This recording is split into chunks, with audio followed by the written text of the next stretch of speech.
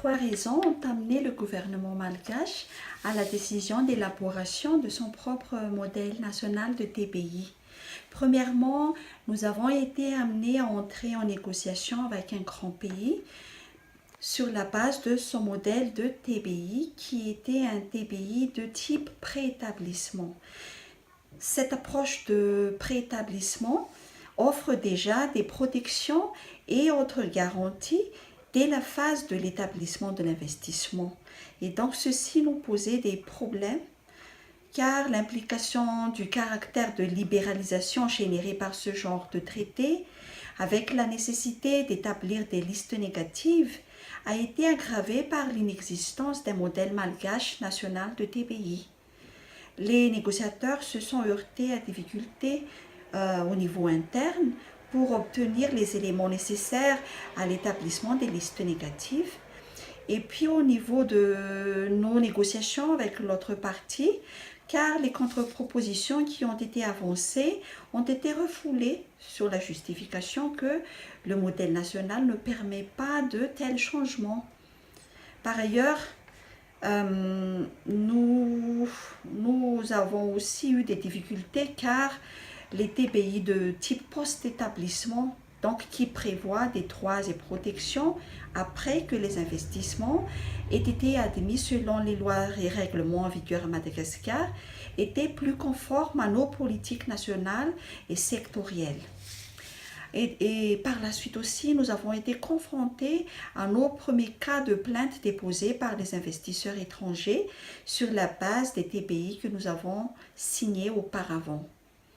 Et enfin, nous avons reconnu la nécessité de disposer dans un modèle de TBI les éléments relatifs à l'équilibre entre les droits et obligations des investisseurs en cohérence avec nos objectifs nationaux de développement et l'inclusion aussi des dispositions nécessaires pour l'atteinte des objectifs de développement durable auxquels Madagascar a pleinement souscrit.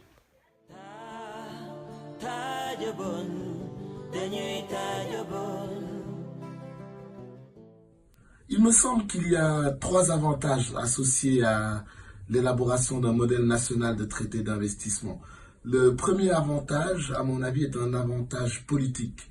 Par le biais de l'élaboration d'un modèle national de traité d'investissement, un État est forcé un tant soit peu d'élaborer une politique d'investissement, parce qu'il est difficile d'élaborer un modèle national de traité d'investissement si on n'a pas au préalable une politique d'investissement. Et donc l'élaboration d'un modèle pousse un État à décider de manière beaucoup plus claire, de manière beaucoup plus prévisible de sa politique d'investissement.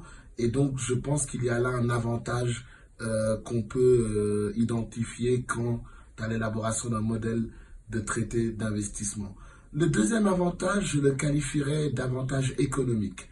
En élaborant un modèle national de traité d'investissement, un État peut décider de quel type d'investissement il souhaite attirer sur son territoire. Il peut décider s'il veut adopter une approche quantitative, si l'idée est tout simplement d'attirer le maximum d'investissements.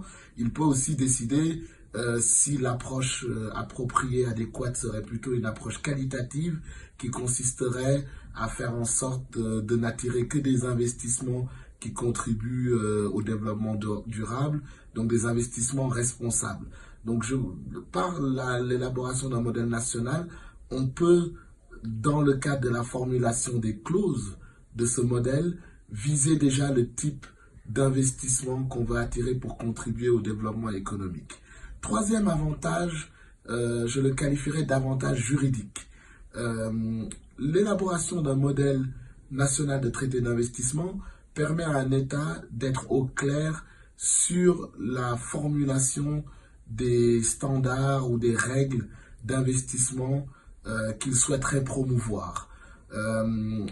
Et l'avantage d'avoir un modèle de traité d'investissement, c'est principalement pour l'État d'avoir une contrepartie dans les négociations d'investissement.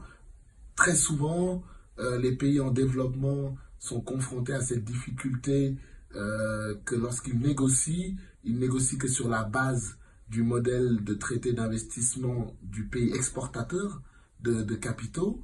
Et donc, il me semble que c'est très important pour les pays africains, pour les pays en développement en général, d'avoir chacun un modèle de traité national d'investissement qui leur permet d'avoir une contrepartie dans les négociations et d'avoir une approche juridique, une voie juridique sur comment ils pensent qu'il faudrait formuler certains principes ou certaines règles applicables en matière d'investissement étranger sur leur territoire.